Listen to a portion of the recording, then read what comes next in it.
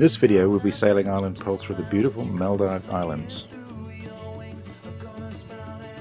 The Maldives archipelago lies at the centre of the Indian Ocean's Laccadive-Chagos submarine ridge, a volcanic feature capped by limestone. Incredibly, the Maldives includes over 1,200 islands and a huge 3,700 kilometres squared of reefs. Follow our exciting journey in this part 2 of Sailing the Maldives. Take time, do what you're gonna do and just smile. You're gonna see it through and your wings are gonna sprout and lift you off the ground. No, no, take time, do what you're gonna do, just smile. You're gonna see it through, your wings are gonna sprout. This video picks up our journey in Dolphin Lagoon in South Mali Atoll, where we enjoy acrobatic displays from amazing spinner dolphins. Now we're coming out of Dolphin Lagoon and it's got a very, very tight pass. We've got to basically go around the pole to do a hard right turn. For a 54-foot boat, it's not easy. We may have to put our bow thruster down just to make a very sharp turn, not to hit the rocks here.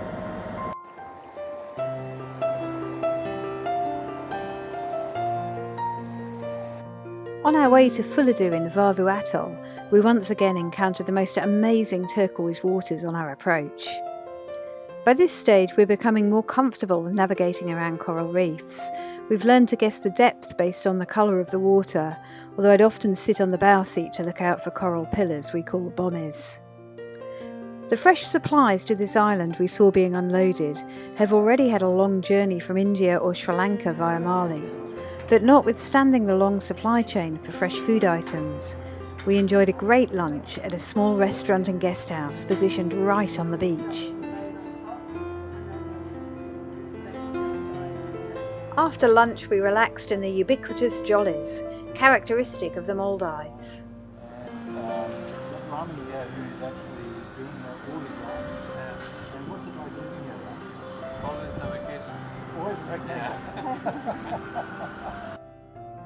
The clean beaches are regularly swept of leaves by the women of the town, for which they are now paid a modest salary, although we gather this wasn't always the case.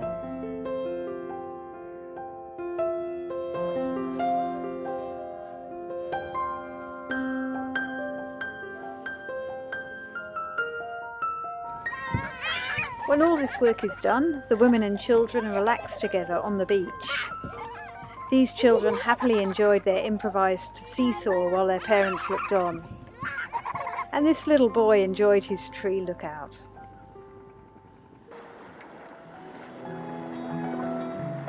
By now, Colin is getting the hang of his drone, and it's giving him some great footage. This deserted sand spit was a great place to try it, and gave us a different perspective on the coral. When we visited in early 2018, the coral showed signs of bleaching. This occurs when the coral is under stress, and it responds by expelling the colourful algae that live in its tissues, turning the coral white. The coral then loses the nutrients that were provided by the algae, and in time can die. Underwater, we enjoyed the fish life despite the bleached coral, and saw so many species of fish it was hard to identify them all. But this sizable shark prowling around might have scared the fish away. Most nights we enjoyed a sunset drink, and once again here's an island we had all to ourselves.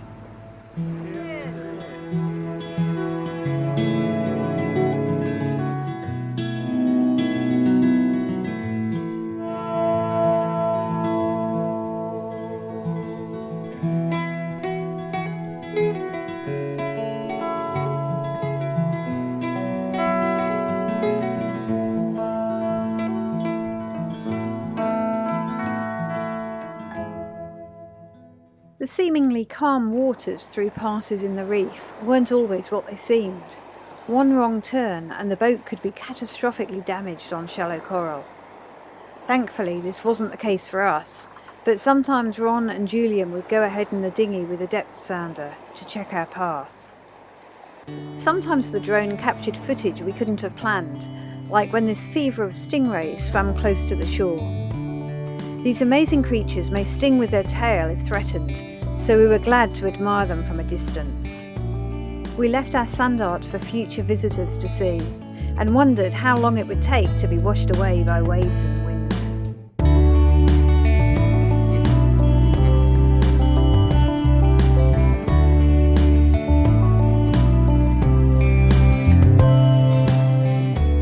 Another day and it's another idyllic island. This time we're at Dugura in South Ari Atoll. And unusually for the Maldives, it combines both resort and local accommodation on the same island, albeit with segregated beaches.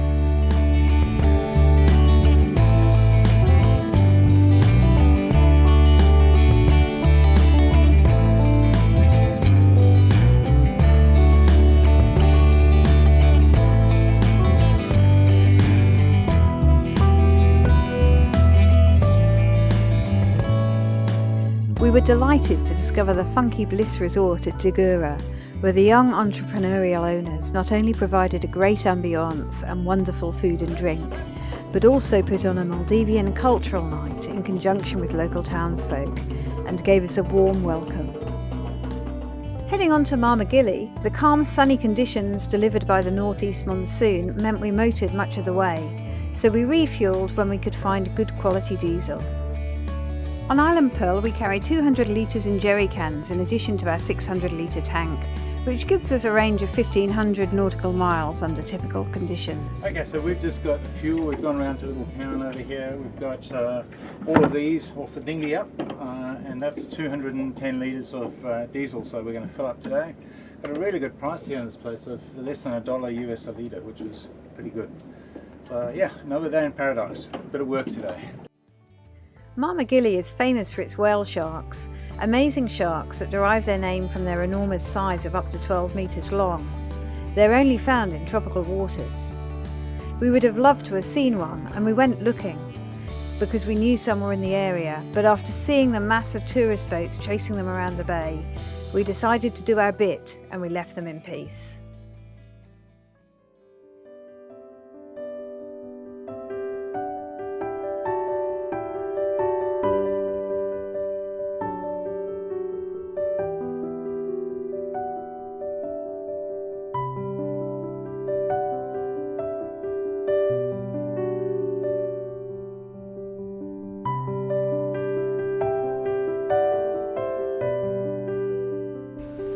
When we find idyllic spots, Island Pearl's electric winch makes anchoring easy, but it still takes planning. We anchor in depths of 5 to 25 metres and let out at least 3 times this depth of chain, with the weight of the chain helping the anchor to hold fast. Once laid, we'll reverse to set the anchor and check it holds. We avoid anchoring near coral bommies that the chain could wrap around, and use a stretchy rope snubber to take load off the anchor winch and to take shock loads that could otherwise dislodge the anchor. As with other boat maintenance, we sometimes have to repair our sails as well. We've got a small little tear about that long, and it's just flapping on the edge of the sun protection up there at the top. So we're going to drop the sail today and then stitch that up and then put it up again.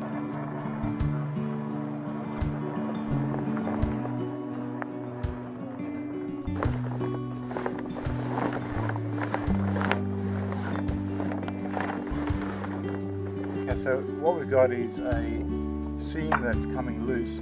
What this is a sacrificial sun strip, so it's not the actual sail, but it's an extra layer they put on so that the sail doesn't get destroyed by the UV rays of the sun. So that's what we're going to fix today. Is that right or not? Close. The calm conditions were perfect for the sail repair, except that the lack of wind made for hot work in this high humidity climate.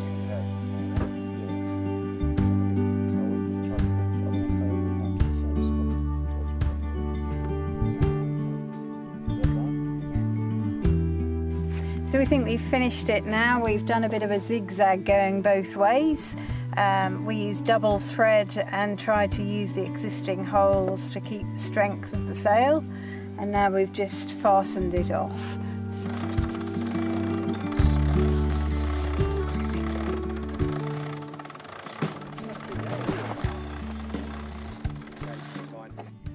At this point in our trip, we had some beautifully calm, still days. Travelling as we were in March and April, we were visiting at an excellent time of year for sailing, with lower rainfall, more sunshine and lower humidity than at other times of year.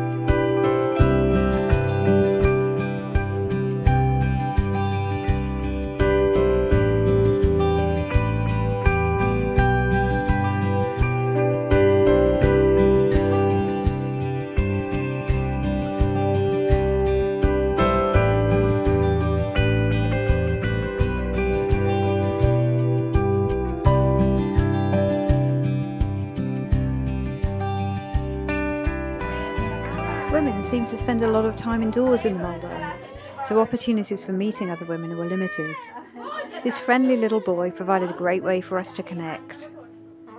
I was delighted to share a laugh with these women at Goredu and to receive their permission to be captured on camera.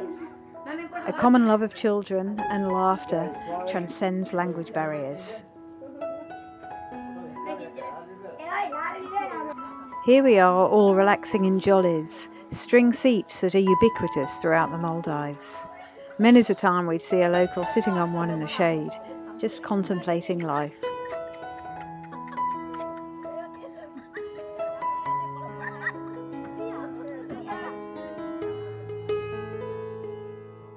In all the inhabited islands, we notice that streets which are quiet during the heat of the day become buzzing with life as dusk approaches.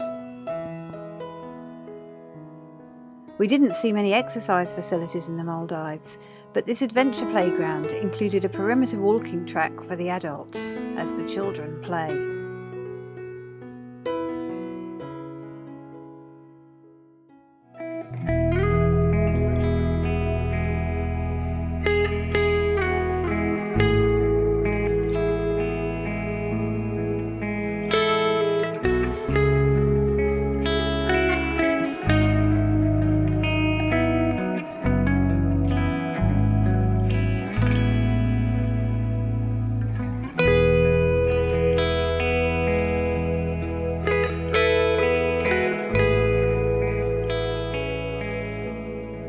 One of the principles of good seamanship is regular inspection of the boat, including parts that aren't easily accessible. With a long journey ahead of us, it was time for the hazardous task of inspecting the rigging. It's important to have both a primary and a backup harness and rope connected at all times. Island Pearl's main mast is 20 metres high. That's the height of 5 double-decker buses stacked on top of each other. I don't want you castrated by the time you get down, Colin. Yeah. Coming down is hazardous too, and we take care to ensure there are no loose clothing or other items that could get caught. Having the right gear for this job is important. Our brand new bosun's chair had no instructions online or with it. Putting it on was not intuitive, and finally Colin improvised, and it gave a tight fit. On the smaller inhabited islands, although the sandy streets are used by scooters and the occasional car, you get the sense that pedestrians have the right of way. Typical of the welcome we received across the islands, the house owner picked a lovely flower from his garden for me. Many towns in the Maldives are very proud of their appearance. This village was kept spotless by a group of local women who came out at sunset to attend to litter and fallen vegetation.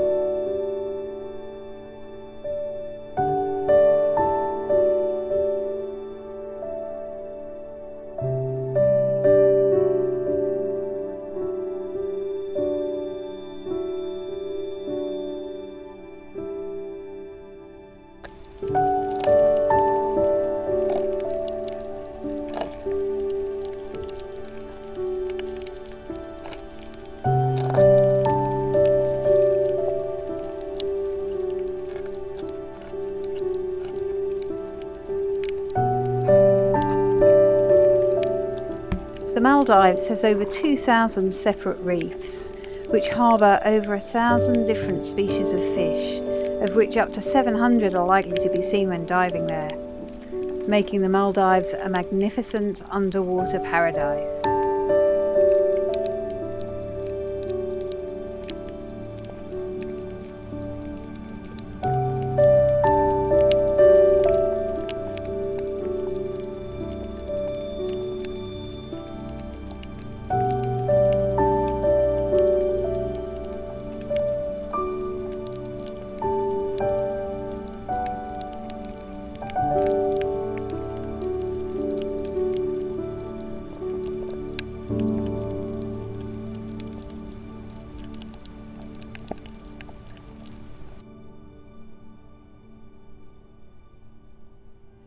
Before leaving the Maldives, we decided to replace our bow thruster, which was damaged. The bow thruster provides a turning moment to the boat, improving its manoeuvrability. Replacing it while the boat was still in the water required careful planning to avoid the boat taking on water when the original one was removed. We managed it using a specially designed plug, and were relieved to finish just before the rains poured down at the end of a long day. Although we didn't know it at the time, it was the start of the transition to the rainier days of the southwest monsoon period, which runs from May to November. The change of weather was our cue that it was time to move on from the Maldives. We'd enjoyed 2 wonderful months here and still had one last long journey ahead, accompanied by dolphins, to Garn in the south, where we would clear customs.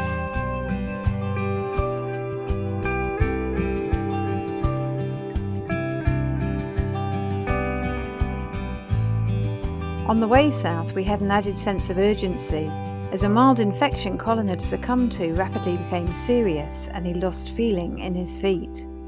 We had to get him to a doctor urgently.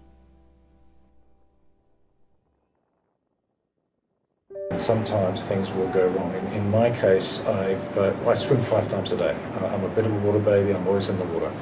And I got a bit careless. A couple of times I got nicks on coral and I had open wounds, and I was swimming in my usual style thinking, I haven't been to a doctor in 10, 15 years, I'm fine. I noticed a bit of a sun rush, what I thought was a sun rush. The next thing on my leg, I won't open it, it's pretty graphic, I got a boil and another one on my arm. It soon became quite apparent that this was a lot more than just a superficial problem. I was keen to go straight down to Garn, where I know there's a good hospital, it's a good sized place, and we sailed there for 3 days and 3 nights to get down here as quick as we could. We got here, we have a great agent. Now in Maldives they have a system of needing agents to check in, etc., and they do everything for you. I have to say, the guy in the Sud in Garn was just absolutely stunning. We sailed in, dropped anchor, and by the time we dropped anchor, he already had a car waiting. The agent took me right through to the hospital. The agent himself engaged a guy who, Inton's his name, who's really senior up in the government here in the medical side, and Inter took me through the hospital straight into emergency. They looked at me and decided they'd need to operate, but couldn't do it that day. This is my 3rd day in hospital and the 5th day since I saw the first doctor. And we had the operation yesterday, but it's now all over. And I have a wound here, but it has basically channels of holes open up along the bone. Had we not done what we've done, I could have lost my leg this time. So the care that I've got from the nurses, the doctors, etc. has been better than I've had anywhere in the world. I've never seen such loving, caring people, and it's just been an absolute eye-opener. Okay, 3 months later, I am completely healed after that hospital visit. I'm swimming again and really enjoying life. To the nurses and the doctors in the Maldives hospital, thank you very much. You run a wonderful hospital, and I couldn't be more grateful. Thank you. Follow us in our next video, where we continue our journey across the Indian Ocean. Your wings are gonna sprout and lift you off the ground. No, take time, do what you're gonna do. Just smile, you're gonna see it through.